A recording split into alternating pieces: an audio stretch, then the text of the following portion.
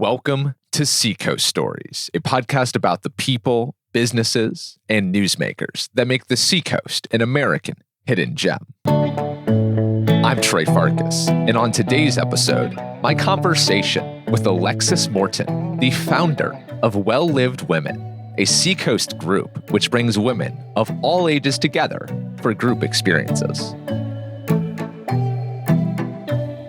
Lex is a powerhouse, a Jersey girl who doesn't give a damn what you think. She's accrued 33,000 Instagram followers since the pandemic, where she offers tips for how to thrive as a mother in 2025. But despite the big number, she'll tell you today that online is not where she makes her biggest impact. It's in person, where nearly 1,500 women of all demographics have joined her for one-of-a-kind events at places like Laney and Lou, retro roller skating, or Cornicello. At the core of Well Lived Women is the belief that when you get a group of women in the same room together, anything and everything is possible, which is perfect for our continued celebration of International Women's Month here on Seacoast Stories, which is brought to you by two of our favorite women-owned businesses, Three Bridges Yoga and JOBTALK. More from them later, but coming up on today's episode, Lex and I discuss why Well Lived Women is so necessary, what men can do to support the women in their lives, and also about Lex's pre-Seacoast life, when she and her husband experienced a long and painful process no couple should have to go through. Speaking of whom, we begin today's show with the very cute story of how Lex met her husband in Boston in the mid-2000s. I met my husband in Boston at a garage party. We were paired up to play Beirut. We won. What is that? Beer pong. Oh, Beirut? I know. I don't know. I've never heard that. I don't know. I think some people call it beer pong. Some people call it Beirut. No one calls it Beirut. You're the only one I've ever heard say that. We're going to need to vote. So people are going to need to let us know if they've ever heard of Beirut. Okay. And so, yeah, we won the game, obviously, and then dated for a while and moved to New York City. Okay, wait, hold on. Now I'm stuck on Beirut. So you got matched up at a garage party? Yes. Just as random teammates? Yeah. One of my friends knew one of his friends, and they were like, well, let's make partners. You make like a bracket or whatever. And they were like, okay, you two, you're going to be partners.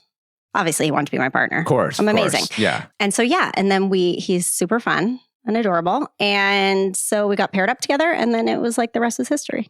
Okay, well, I'm chasing love here, so I need some advice. What moves did he make on you at this garage party or after you won the tournament? Okay, so nothing at the garage party, to be honest with you, but the next weekend, we went on a Kiss 108 booze cruise. What? So it's like, I don't know if they still do it, but it's like this boat in downtown in Boston, and you go... And it's like the DJ from Boston, Kiss 108, and you get on this booze cruise. There's like dancing and all sorts of stuff. And my husband's an amazing dancer. And so it was that night that I was like, oh, okay. So like you're good at Beirut, wicked smart. He's a doctor. And you're really good at dancing. Like you're so fun. So I was hooked. That's a trifecta. So he asked you on this booze cruise after this garage party? Our friends, yeah, all went on it. Wow. And then I left to go to Disney World, and he called me during the Olympics because one of my friends was swimming in the Olympics. Oh. And he was like, I love swimming. I love the Olympics. And I'm like, you're just better and better as every day goes on. Yeah. Okay. Shout out to Mike. Yeah. You did good. Okay. So you and Mike moved to New York City. Moved to New York City. He's in residency there. And I am teaching preschool. And then I go into administration for the last couple of years while we're in the city. Living in New York City has been a common theme for some recent guests on the podcast. Oh. Apparently, there seems to be a New York to New Hampshire pipeline here. You lived there from 2009 to 2017. Yeah. How would you describe your experience there? It was not for me. I mean, New York is great, right? It's like the greatest city in the world. But for me, it was too big. It's too big. There are too many people. I think culturally, it's amazing. It's definitely a melting pot. And there are so many awesome things about the city. But I learned throughout that experience that I need space. I need to have my space. I like nature. Living in New York City, I think you thrive in New York City if you can leave. If you have enough funds to leave New York City during the weekends, I think New York City is awesome. But when you're super poor like we were and barely have enough money to buy food, you're stuck there. And it's really hard to find nature in New York City, right? Like Central Park is great, but I mean, you can only do that so many times in 7 years. And subway is expensive and renting a car is expensive. And I think it was an awesome place to live in my 20s. But when we started to have our kids, it just became evident that it like wasn't going to be a long-term thing for us. Yeah, it seems to be very much a personality type. New York City is your entire identity. And a lot of people that I've talked to here who lived in New York City, they all hated it and all very much echoed that same sentiment of, it's just not for me. I need space. I need nature. And it seems to be that just New Hampshire people and New York City just don't mesh well. Yeah, I think it's, COVID was crazy because I think so many people left because I think when you're in New York City and you're there and you're just like living in this like hamster wheel of this is what we do, this is what we do, this is what we do. And then you can't do those things and you're confined to your 900 square foot apartment and you can't go outside. You're like, whoa, I think a lot of people reevaluated their life and were like, this isn't really what I want. But I also think it depends on what you do for a living, right? Because some people they have to be there because that's where their market is. Right. And if you've got a lot of money to blow, then New York City can be an amazing place to live. Like I was a millionaire, it'd be awesome.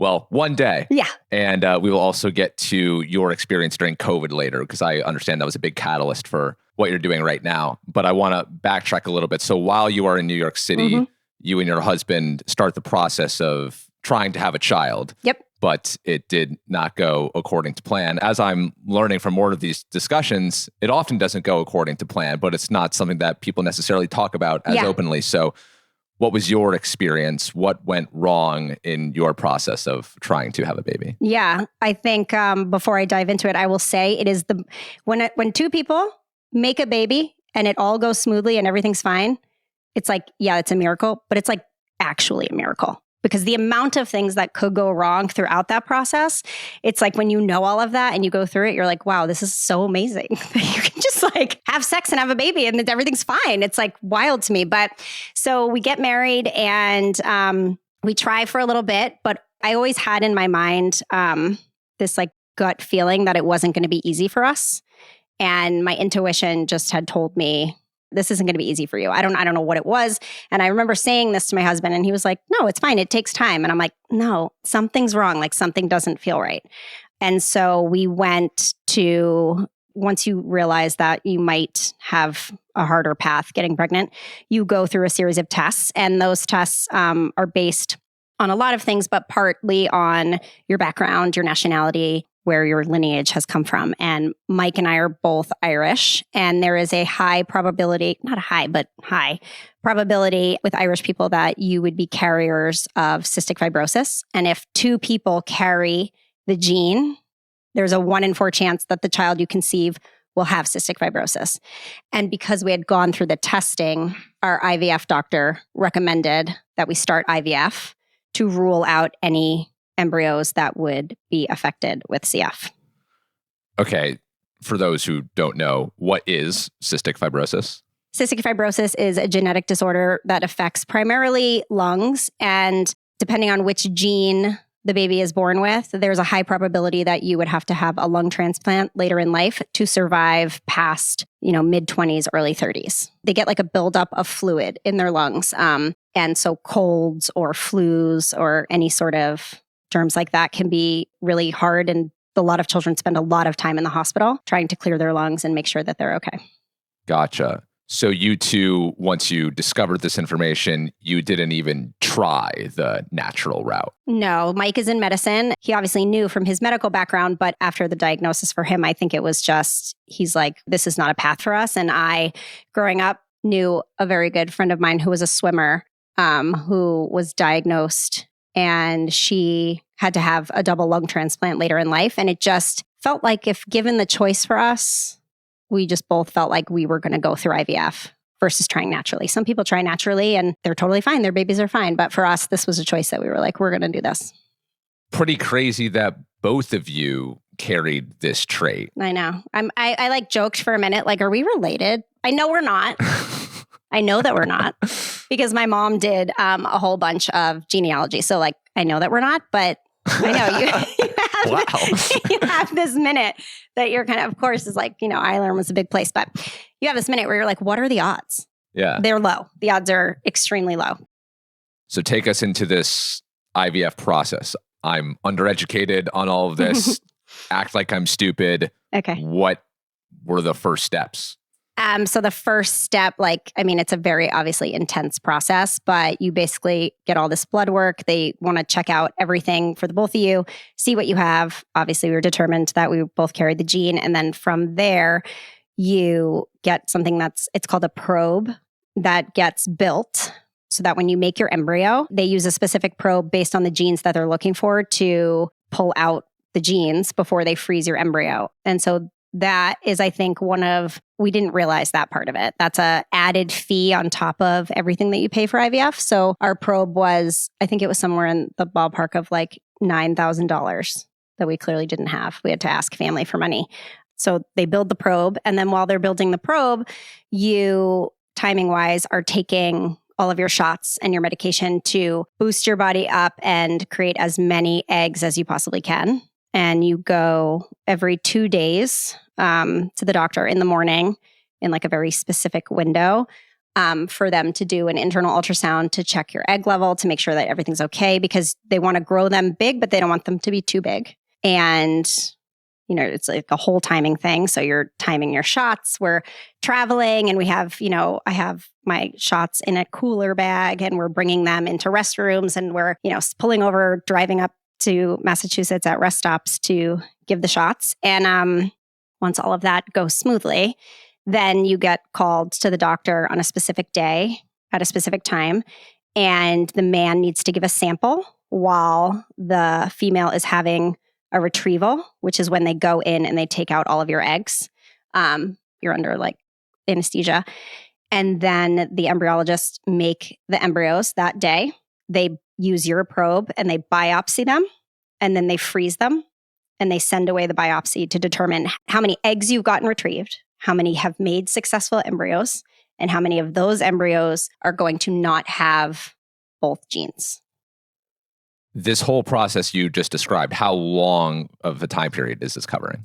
A year from the time that we found out that we were carriers until the time that we went through this whole thing. It was like 9 months. Okay. So we go through this entire process. We find out we have 14 embryos that get sent off. And 14 eggs, I think, that got retrieved. 11 embryos were made. And the first time we did this, we got 0 back, meaning that all of the things that we had sent away were affected or what they call chaotic, which means that they don't know if that embryo was going to be stable or not. So we do this entire thing and we get 0 back. And the probability of that was like so low. Like the doctor was like, we've literally never had this happen before. Wow. And you're like, what? You're like, I'm literally never going to have a kid. Maybe we're not meant to have kids. Like, I don't know how much longer you could do this for. Like, how much not only can your body take, but like emotionally. There was a point where we had to drive up to Massachusetts to get a saliva test for Mike's parents. And we didn't want to tell them that over the phone. So we drive up and they think we're driving up to tell them that we're pregnant. And we're like, actually, so here's the thing. We're going through IVF and we need to swab your saliva because they want to create like a lineage of where the genes have come from. And basically it's to help other people and educate, how far these genes spread and like all of this information.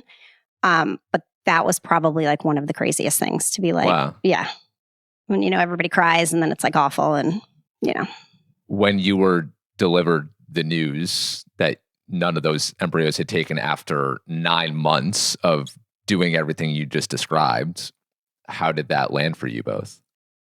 It was awful. It was so awful because this is back in end of 2013, 2014 time period where IVF was not as talked about as much as it is now, right? There wasn't a lot of education. A lot of people hadn't gone through it. We knew one couple who had gone through it. And other than that, I didn't know anybody who had a miscarriage and I didn't know anybody who had gone through IVF. And so ultimately we felt like broken. We're like, we are the only people going through this. Like life is so unfair. Like, why does this have to happen to us? And you just have these moments where you're like, there's a chance I'm never going to be a parent. And that's what we wanted. We couldn't imagine our lives without kids because we'd always wanted that. And so there's a lot of tears. And then you kind of are like, well, we got to try again. We don't know how we're going to try again, but we got to try again. And this is too random for this to happen that we're going to do it again. Do IVF again. Do IVF again. Why did you go for that route after A, just failing, B, spending so much money on it when there are some other options available as well? Mike, with his research, was like, the probability of this happening again is very low. He's like, so most likely we'll get at least one embryo back, right? Like we'll at least get one. And I sort of just trusted him and our doctor throughout that process. You know, a lot of IVF doctors are so great and they will call you on the phone on the weekend. And, you know, he had like hour-long conversations with our physician and another physician, just kind of being like, we need to tweak the meds. This is what the research shows. We need to try this differently. And it's hard because I look back and I'm like, if he wasn't in medicine, I would not have known really what to do. And so he, I think, really like drove the train with being like, this is how we're going to adjust the meds and we're going to try it again and it's going to be successful. And you're just kind of like, you know, I was young and stupid and I was like, sure, I'll do it again. You know, I wanted kids. I really wanted, of course, if it didn't work again, I would have explored other routes, but I felt like we could try one more time. I know when people go through IVF, the would-be parents might see it as an embarrassing process because it's the admission that something is wrong with someone or there's something wrong with the situation. So I'm wondering, did you feel embarrassed by this? Oh my God, yes. I was horrified. We were like, we're broken. We are people who are broken. It's so funny because it's like, it's hard to imagine thinking that now because people do talk about IVF a little bit. But there are women in the well-lived women community going through infertility who, because I talked about it with them, are like, thank you so much because we don't really know anybody or we're embarrassed to talk about it because you're right. One person usually has, you know, low sperm count or whatever. Their egg quality is not great. And of course, it's upsetting and frustrating. But I think when people talk to other people about it, it really just creates this mindset that we're not the only people going through it and people have been successful. So what's changed since you first started doing this? Because you said 2014-ish, no one's really talking about it. Now here in 2025, yes, it is more discussed. Why do you think it's more discussed now? I think the rate of people having to go through IVF is higher. I think there are more women who have had miscarriages before they technically start trying. And I think maybe previously back in the day, that was something that women were ashamed of. I mean, that's like an awful process. You conceive a baby, you maybe know you're pregnant, you take a pregnancy test, it's positive, and you're just like so excited. And then you find out that you're miscarrying. And as much as your partner experiences it with you, like a woman's body feels it. And it's just so devastating because you have this like hormone situation happening too, where you're like, not only it's such a mind fuck that you're like, I can't believe this is happening, but then your hormones are just like raging. And so I don't know. I think there's an increase, unfortunately, due to varying factors. I think women listening to other women talk about it and be more open about it. I think it's creating an environment where maybe not everyone shares with everyone, but I think people sort of find people that they know they can confide in and talk to about it. And so I think that just makes it better. All right, enough doom and gloom. You did eventually have a child. Yes. So in round 2 of IVF, what went right? I think changing our meds, like think about this, right? You go into this process and they're like, okay, this is your med like lineup. We want you to take this drug, this much, this drug, this much. And it's based on research, obviously, but everybody's different. And so a lot of times when women go through a first round, like it doesn't work because they're basing it off of research that they've had and used on other women. And so everybody's different. Everybody is different. So it's like, I think just sort of knowing a little bit of research and knowing what my body could handle and what we needed to change, I think that was what it was. And so I think if we had done the same med round, it may not have worked. So when you two did find out that one of the embryos had taken, yeah, what was your reaction when you got delivered the good news? So we were in Rhode Island. Both sides of the families happened to be together. My family rented a house in Newport, came up from Jersey. Mike's family, his parents and his sister and her family came from Massachusetts and were there just randomly one day together. There was like an overlap.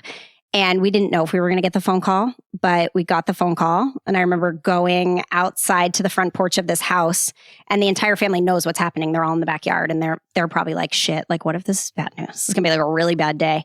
And you get the call, and they say you have 4 embryos, and they're great. One of them is unaffected, which means that does not carry any gene. And the other 3 carry one of your genes. And so I was like, oh my gosh, we have 4. And in the IVF world, 4 is like, I mean, that's an amazing number. And we also had tested for a ton of other genetic disorders, because when you have a probe, it just does that. A lot of other people who go through IVF don't test for all of those genetic disorders because it's an added financial component. And so a lot of people who go through IVF might get, 8 or 10 embryos back, but they might, when they put them in, have like a trisomy 20 whatever baby. And so that baby might just naturally abort at like 8 weeks. And that's what a miscarriage is. And so not everybody tests genetically the way that we did, but because of our special situation, we knew that those 4 embryos were probably like really good. And so, I mean, that moment you're like, oh my God, I might have a kid. Like, oh my God, wow. Like, I can't believe we're here. I can't believe this is what's happening. And like, we go out and we tell our families, and our nieces are there. And it's just like this amazing moment where you're like, wow, like we may have done it. I mean, you still have to like put them in, and you still got to go through all the things, but you're kind of like, wow, I can't believe this is happening. So you eventually give birth? So I give birth to Charlotte. Yep. She came out. She had red hair, and she looked exactly like Mike. And I was like, whoa, this is weird. So not only Charlotte, but you also had a second child a few years later. I did. So we had Charlotte. That was our first embryo we put in. Then between Charlotte and Henry, we put an embryo in that did not take. And then we put Henry in because we were moving out of New York City. And it probably was a little quicker between the embryo that didn't take and Henry. But you have a short window. And I wanted to deliver in New York City before Mike's residency ended, because we'd be leaving New York.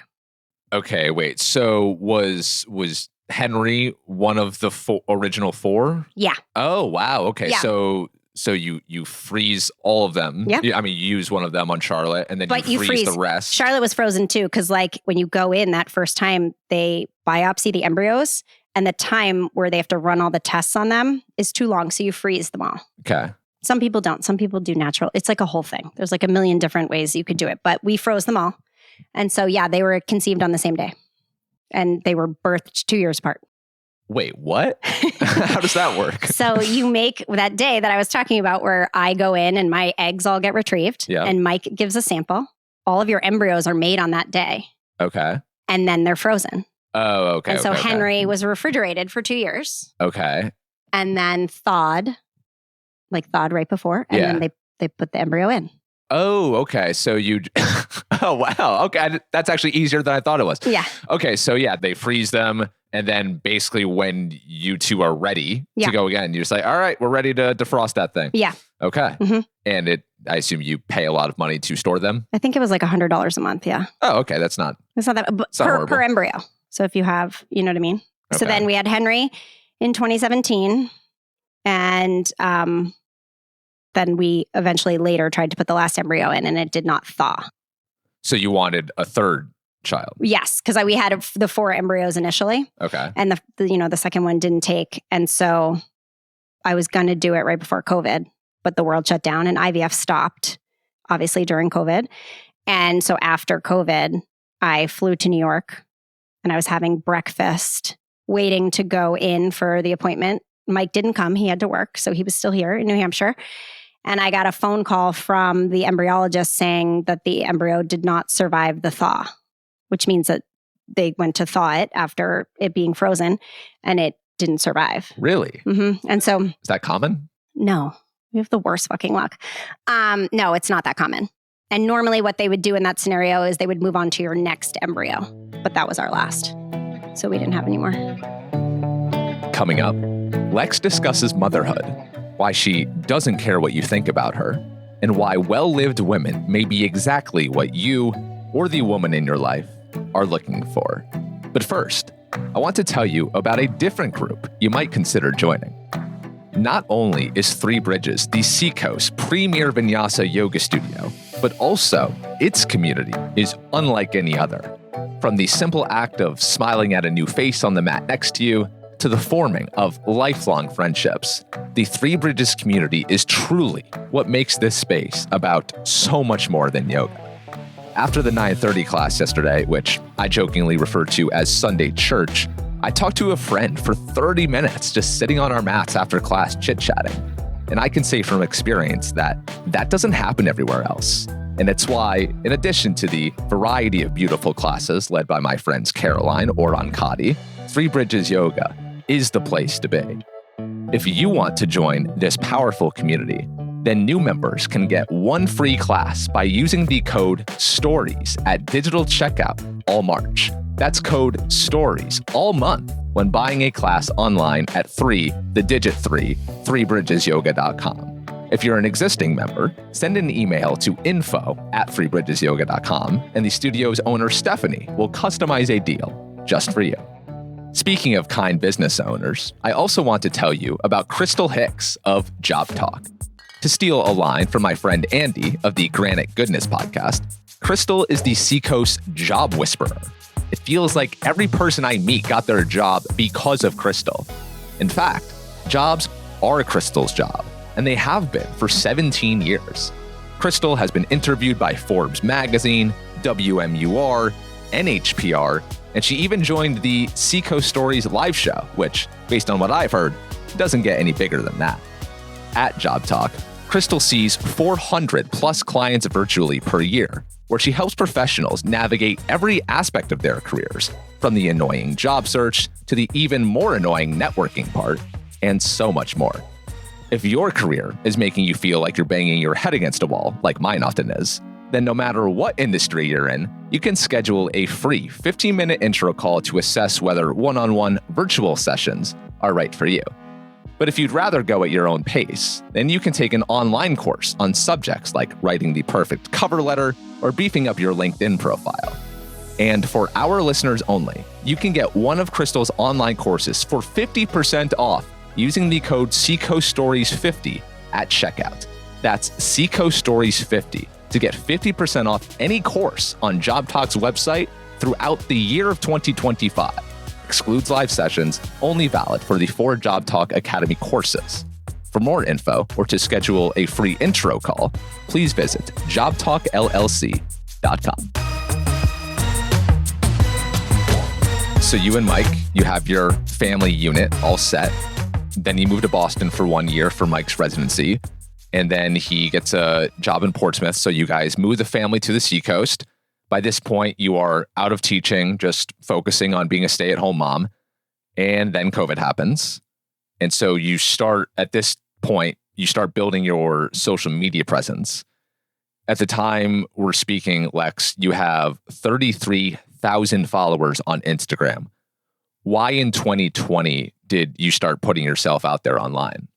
I think during COVID, I had more time, like we all did. And I was just on Instagram more, and I was getting ads for healthier products, cleaner products. And my daughter at the time, I was noticing that she was breaking out and having bumps all over her, and she was scratching them and she was bleeding. And so I sort of just dove into healthier, all natural products and realized when I started talking about it that other people wanted that as well, but they didn't know where to go and they didn't know what to use. And that there's this whole thing called greenwashing where companies will put a plant on their bottle, but really it doesn't mean that it's a clean product. And I did not know that. Like, I was like, what? These people can do that? Like, this is an outrage. And so I started... Corruption in products? Okay, Shocker. Call me naive. But I just had this moment. And when I started talking about it, there was just an overwhelming response from people who were interested in learning also. And so it was like COVID, the basically year and a half, 2 years, was me just talking online about products that I loved, that worked for me and my family, and realizing that there were also a ton of people interested in living a healthier lifestyle and being introduced to smaller companies that were going to provide something for their family that they couldn't get somewhere else.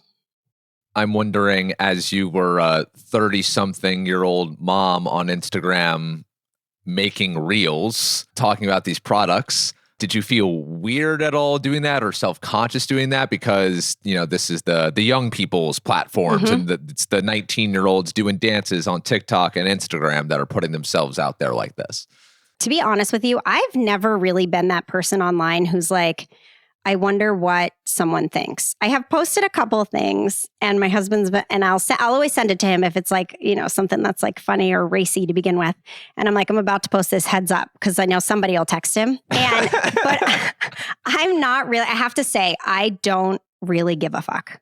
I truly believe. Like if I'm going to say something and I'm going to get on camera and do something, like I truly stand behind the things that I'm doing and saying. And so if people are going to judge me about that, they're going to judge me no matter what I do, right? Like people are going to judge me for doing whatever it is that I'm doing. And so if I stand behind it and I really believe in what I'm doing, then I don't really give a fuck what someone has to say about it. I don't, because I know that I'm doing it with the best intention and I'm coming from a good place with it. And yeah, people, I'm sure I would get comments from friends like, oh, like you're doing this now, like you're talking about. And I was like, yeah, like I'm doing this now. This is what I'm doing. And when they said that, was that with a negative tone of voice, a judgmental one? Yeah, totally judgy. But you didn't care? I don't care. No, I don't. How do you get yourself to that place? Because you can say, all of us say who put stuff out online, myself included, it's, oh, I don't care. But we're human beings. We have feelings. Comments, the likes, I mean, all the apps are designed to make us be self-conscious about ourselves and just to search for more and more engagement and stuff. And it's a vicious cycle. And a lot of us fall victim to it. So did that impact you at all? I mean, comments hurt, obviously, right? Like if someone's going to say something negative, obviously that hurts. Strangers online, I don't get affected by them because I don't know them. And I feel like anybody who's going to post a negative comment online to anyone is not worth anyone's time. Right? Like if you see someone do something and your first thought is, I'm going to judge them and post something negative, then I don't want you in my life anyway. So that's a huge part of it. But I also have never looked at, I didn't realize this was a thing that people look at who follows them. I know it sounds stupid, but who follows them and who watches their stories. I don't watch who watches me because if I know that Henry's classmate's mom is watching me, I might feel like, well, I don't know if I should post this because Judgy Judy's going to like whatever. I just don't. I see the follows come in and it's not why I'm doing it. I'm doing it to help people, to be funny because I think I'm funny sometimes. You're hilarious. And ultimately just to get like information out there. Like I'm not doing it. I'm not getting the validation from the likes. I'm getting the validation from the chick who's like, oh my gosh, you went through IVF also. Like, can you tell me a little bit more? Like, this is so meaningful to me because I would have loved right when I found out to find someone like that. Like, that's why I do it. I don't do it because I'm like, I have 33,000 followers. I'm like, that's awesome and great. And like, yeah, sometimes I get like compensation for that. And that's great for me and my family, but I'm ultimately doing it to help people. Well, that is a wonderful mindset to have. Speaking of Instagram, so I put out a video just on my story because I love using the story a few weeks ago, just talking about how I had several recent conversations on the podcast about COVID and how it was a catalyst, a turning point for a lot of people because all of us being locked in our homes and certain things stripped away from us had a lot of time for some introspection. And if the world truly was going to end tomorrow, is the way that we were currently spending our lives truly how we want to spend it now, seeing that life is finite? And so it was a time that forced a lot of people to change course. The quitting rates during peak COVID, the highest that they've ever been. And so you were among the many respondents to this little story that I put out. And you said that COVID had this effect on you and that it was a catalyst for what you are now doing with Well Lived Women. So take me back into that time, deep COVID. How did that time period inform what you are doing now? Yeah, COVID was so interesting because, like, I grew up in New Jersey. And so I grew up 15 minutes outside the city. And seeing what was happening in New York City was devastating. And I just was being here, I felt relatively safe. Mike was going to the hospital, but I would basically make him take a shower in the garage before he came inside. and I felt relatively safe, but I couldn't imagine all of my friends and family who were still there going through all of that. And it just made the world seem a little bit smaller. And there was this time period where someone in New York City had sent my sister, who worked at a hospital, a meal, sent all the nurses a meal. And I was like, I could do that for people up here. What else am I doing? I'm not doing anything. There are all these great small businesses and restaurants. I'm sure that they are not making any money. And I'm sure that they could use the help. And so I organized it was called Food for the Frontline. And people donated money and we used that money to buy meals. And during that was the first time that I was like, the community around here is truly so giving. They want to be together. They're so willing to help. And I think that was like the initial sort of catalyst of being like amazed at the people who are here and around this area.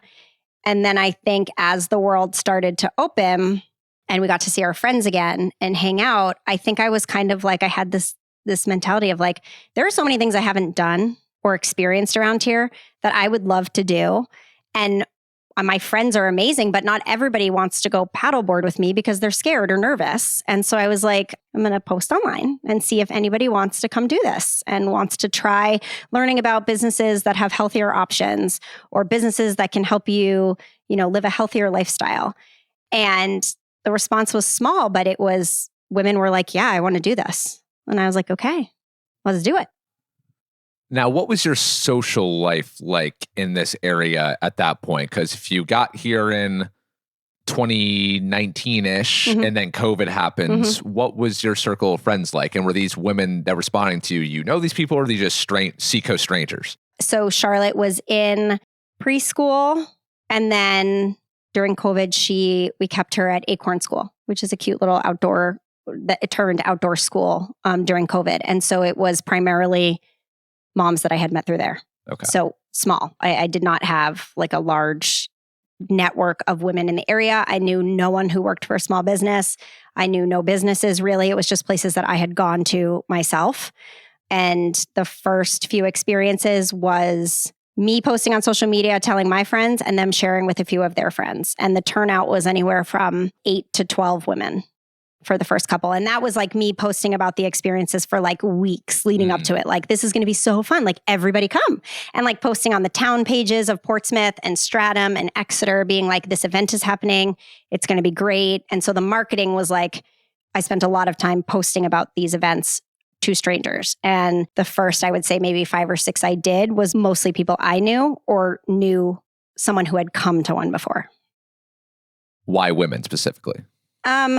Because I love men, no offense, guys, but I feel like women in society bring a lot to the table. I feel like we are the glue that holds everything together. And while men are obviously very smart and driven and, great fathers and great friends and all of those things, I think that when you put women in a room together, so many powerful things can happen. And I think the connections and conversations when women are vulnerable are literally life-changing. And I think women are built for community, right? Like, men are built for going out and killing animals and providing for their family, but women are built for community and being together and creating safe spaces and raising families. And I think that's why I really wanted it to be women, because I just think we're so amazing. So some of these early experiences that you were having, what were you doing, and what were some of these conversations like that you were having? Yeah, the first one was at a cryotherapy place in Exeter, and I had a local mom come and she had a table with like flower bouquets, and she was teaching us how to make centerpieces, and someone else did yoga. And it was really like, come learn about these women and their businesses while we're like hanging out. And then the one that I did that I remember being like, okay, like, this is it. This is the sweet sauce, was I hosted a black glass wine tasting challenge with Donna from Islington Bottle Shop, who I love. Hi, Donna. Love Donna. And I was like, hey, Donna, I have this really great idea. You don't know me, but can I bring people into your wine shop? And she was like, totally. And I'm like, but no, you can't actually. I'm like, but I need tables and chairs, and I need you to serve wine out of paper bags into black glasses. And she was like, okay. And I'm like, because they're going to use their senses to determine what the wine is. And this is going to teach them a lot about their palate. It's going to create awesome conversation that night. And you're going to help educate about the wine. And she was like, great, this sounds awesome. And I was like, okay. And so that's what we did. And it sold out in 24 hours. And I was like, okay, this is what women want. They want to do the shit that I want to do. And they want it to be fun, and they want it to be different. And they want it to be like a safe space where they can show up and know no one is judging them. And like, we've already talked about the judginess. Like, I'm I don't worry about it. And I think I just create this atmosphere of people who also don't really judge and don't really worry about it. So what's the demographic of women that are showing up to your events? So it's usually women between the ages of 25 and 52. They mostly live obviously in the Seacoast. So we pull heavily from Stratham, Hampton, Portsmouth, Rye, and Dover. I have had women travel from Boston and Portland, down from Portland, Maine, to come to things. Also Rhode Island. I had someone from Rhode Island come once. Some women have children. Some are married. Some don't have kids. Some are single. That's not the driving force. I think the driving force is the type of women who are coming. They're women who are interested in supporting local businesses. They want to learn who these businesses are and what they have to offer because they want to support them. And they want to get into the business to try what it is. I think that's really the difference that sets well-lived women apart is we market local businesses, but we do it on an experience-based level where you get to actually try the business. You get to get in there, you meet the owner, you hear who they are, you hear their story. And I think that really just helps women become informed consumers and they want to support these businesses. Isn't it so amazing? Because I saw this on your website that you created Well-Lived Women officially in 2022 because nothing like it existed around here. And so you're like, it doesn't exist.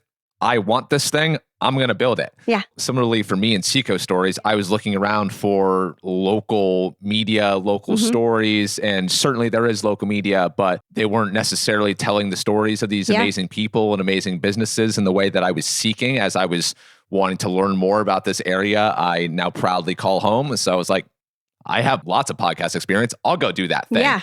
And it's also created some of the most amazing friendships and most fulfilling relationships of my entire life. Yeah. So how cool is it that both of us saw a need for something, created it, and then now it's just nourishing us in so many ways. I love it. I love it. Because you know what the other crazy thing is that I've started to realize that not everybody does that. Yeah. Right?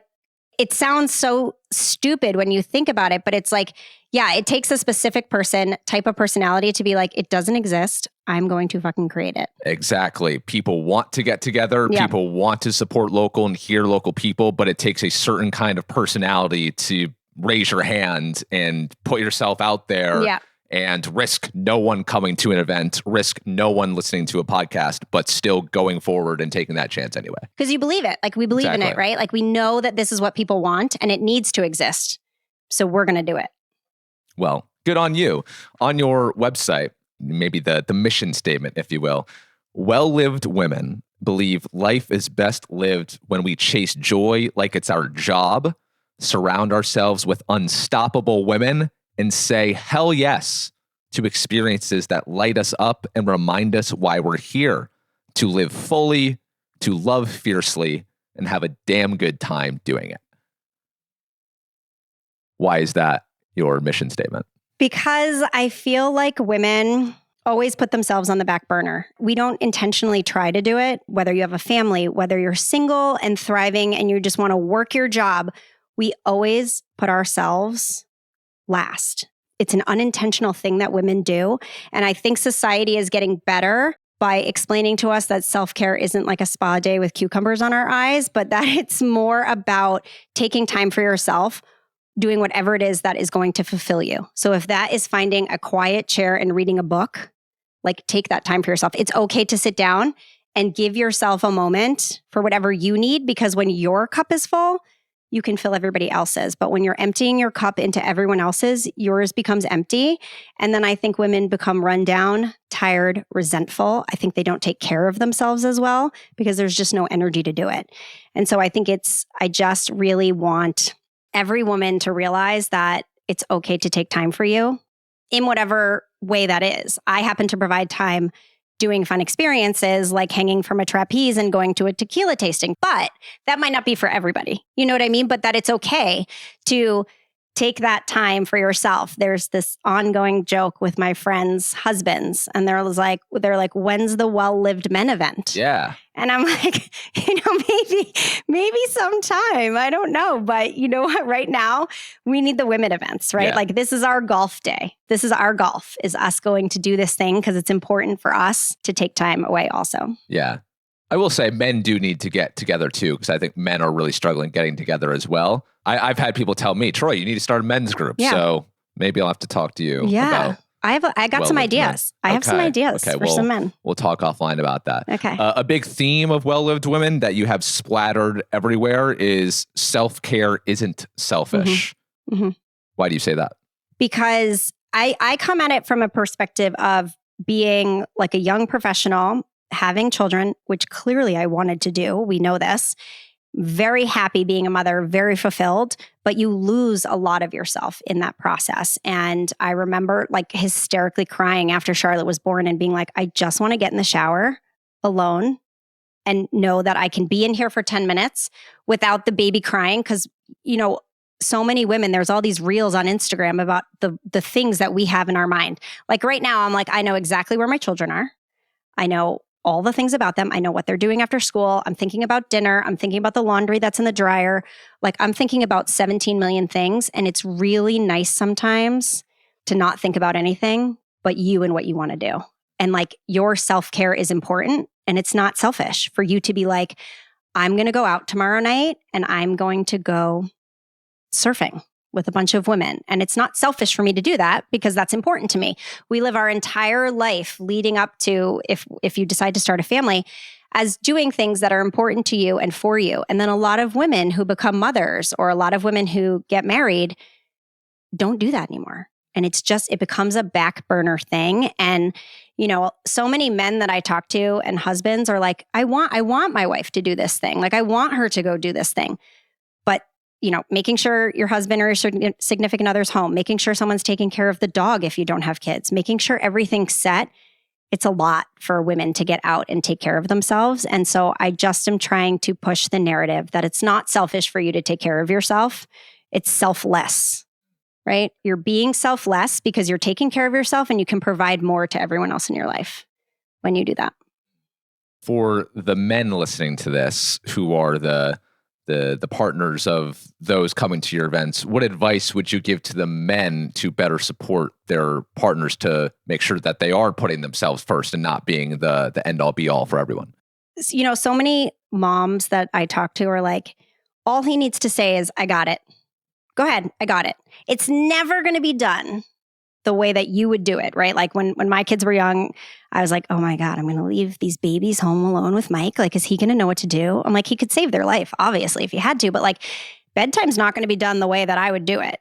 But like, it's okay, right? Your partner needs to just say to you, go ahead. I want you to go do this. Go take care of yourself. I got it.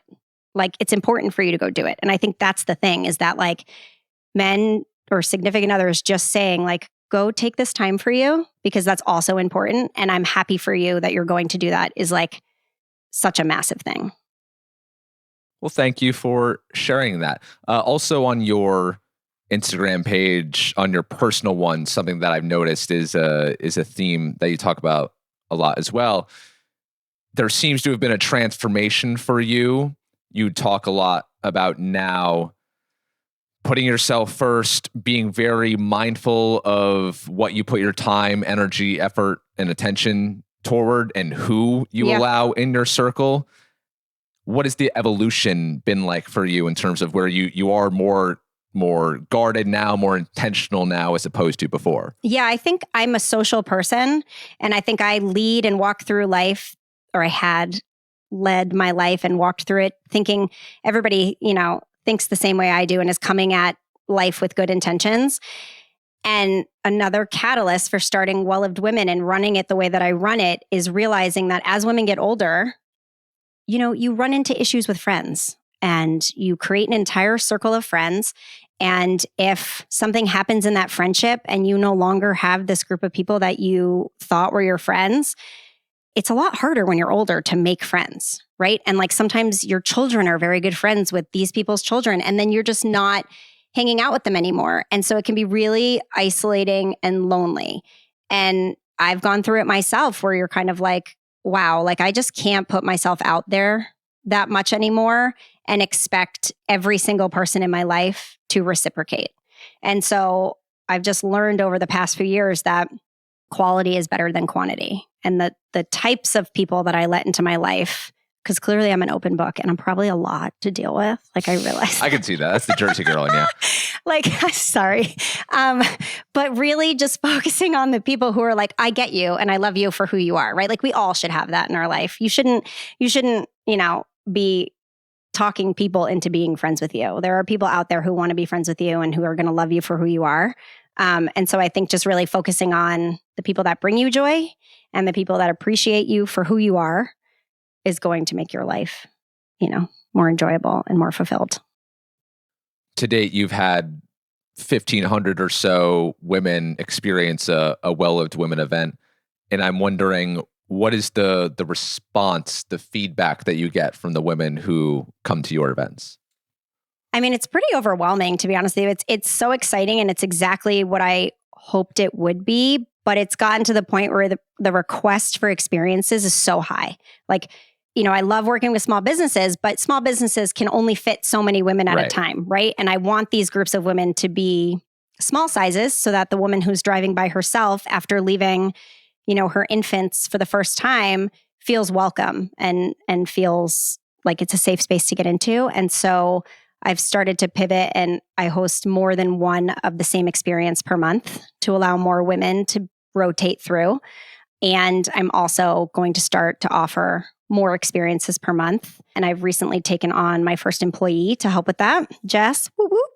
And I think women want so much more, but I want to be able to provide it to them in the elevated way that I do. I don't want to I'm never just going to throw an experience and be like, okay, here, go do it. Like I'm going to be there. We're going to be doing something really fun and elevated. And I think the response has been so great, but I've taken December and January to really start to plan 2025, 26 so that I can provide all of the things that all of the women are asking for.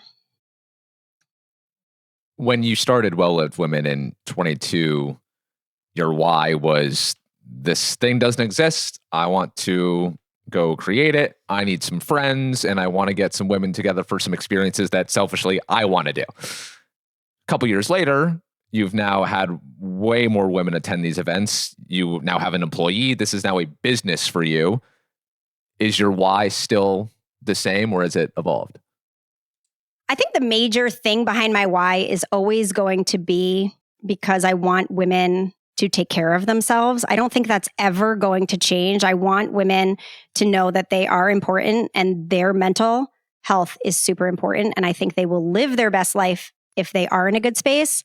But I think parts of the why will always change, right? I think sometimes it'll be, I found this amazing business and I want women to go here because this owner is so awesome and the thing that they provide is amazing for the community and I want them to experience that.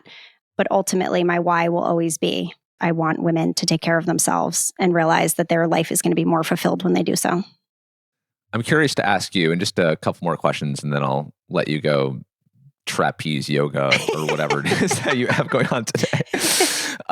So I work in sports for my full-time day job, a male-dominated environment. And what I've heard from my current and former female colleagues is that it's such a competitive environment for women. And so there's actually a lot of women tearing each other down to try to make themselves look good. And I've also heard this kind of dynamic play out just outside of work world and just in general life as well. A, like, is this something that you observe? And B, does this happen at all in Well-Lived Women? Or is it truly rising tide lifts all boats? We're all in this together.